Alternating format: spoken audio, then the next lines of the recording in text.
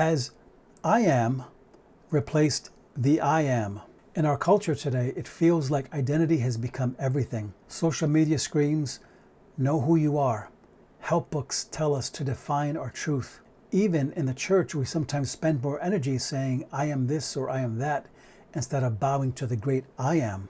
Today, we're going to explore how self-focus can slowly replace God focus and why that is dangerous for the soul.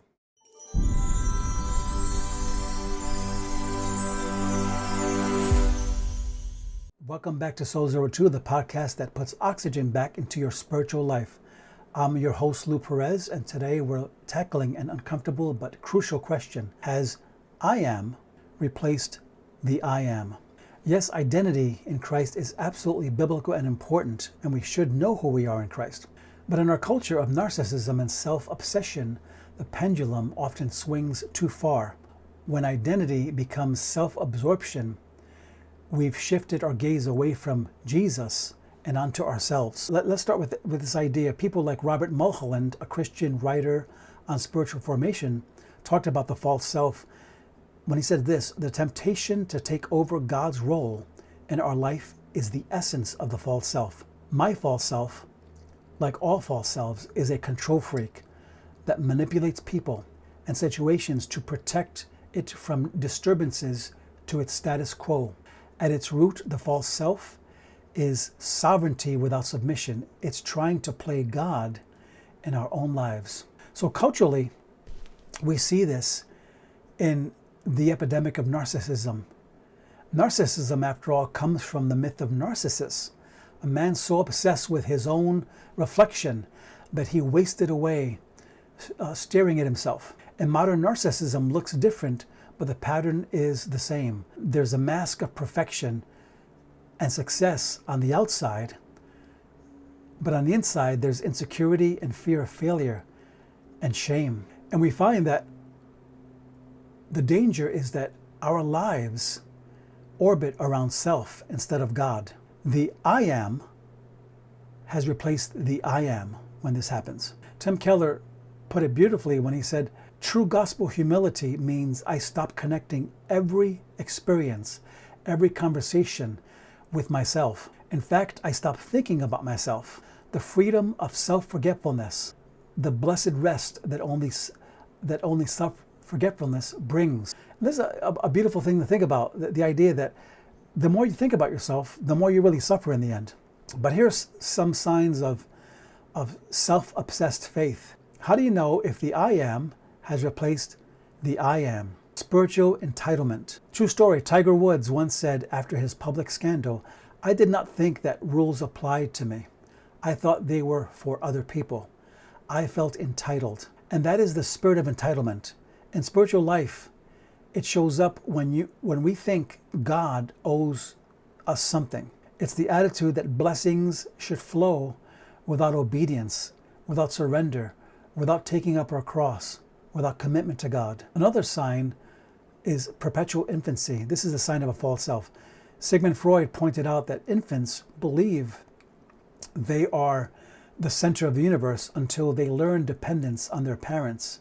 In other words, once the parents say no to them, that's where they realize, hey, it's not all about me.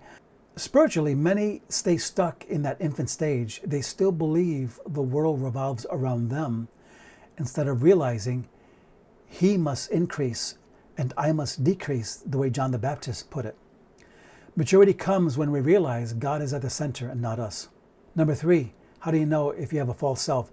An elaborate mask. You wear this mask. The false self is always projecting, always hiding behind achievements, performance, and masks of strength. But the fruit is fragile. If you scratch the surface, you find insecurity, you find fear and despair. So what are some signs of a God-centered life? Here are some practical signs. Humility. Humility is that sober realization that we are not at the center and it's not all about us. Andrew Murray once said, humility is the displacement of self by the enthronement of God. Humility removes the self from the center so God can take his rightful place. We find that humility establishes our true selves. Thomas Merton once put it this way, pride makes us artificial, and humility makes us real.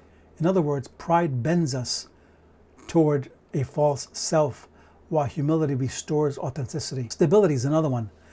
This is one way that will bring us back to our true self, to authentic self. Stability. When a life is rooted in God, in other words, I'm no longer the center of my universe. When it's rooted in God instead, it gains a foundation that storms cannot shake, because He is the rock that cannot be moved. This stability shows up in steady, enduring marriages, in faithful friendships, and reliability at work and ministry and wherever you want to fill in the blank. It's not that difficulties vanish, but that a God-centered life produces resilience that outlasts circumstances. Generosity. When God, not self, is at the center, giving becomes natural. You no longer fear scarcity because you trust the God of abundance. That confidence opens the hand and the heart, making generosity towards others a joy and not a burden. Another one is follow through. This is signs of an authentic self. Follow through. People anchored in Christ learn to keep their word. They make and keep promises to God, to others, and to themselves, because their sense of identity isn't ruled by moods, which when you focus on yourself, you're living by your emotions. And theirs is not ruled by moods or shifting feelings. Consistency becomes possible when self isn't in charge, but surrendered to Christ. And kindness for its own sake. True kindness is not impressing others, winning approval, or gaining advantage. It flows quietly and sincerely out of God's love. When the I am is at the center, kindness becomes a natural expression of His character in us, done without calculation, but simply because it reflects who He is. So let me ask you, has I am replaced the I am in your life? When you look at your prayers, are they all about you, or are they about God as well and what He wants in your life? When you look at your identity, is it rooted in your performance or recognition, or is it rooted in Christ alone? And when you look at things like humility and generosity, and do you see them through the lens of God, or are they burdens to you? And this is why, here's the good news, the gospel frees us from the tyranny of the false self. Jesus invites us into the freedom of self-forgetfulness, where the weight isn't all on us to be great, but it's on Him. He's the one it's all about. If this episode encouraged you, share it with someone who needs to be reminded that God and not self must be at the center. Until next time, keep your eyes on Him, on the great I am. God bless you and take care.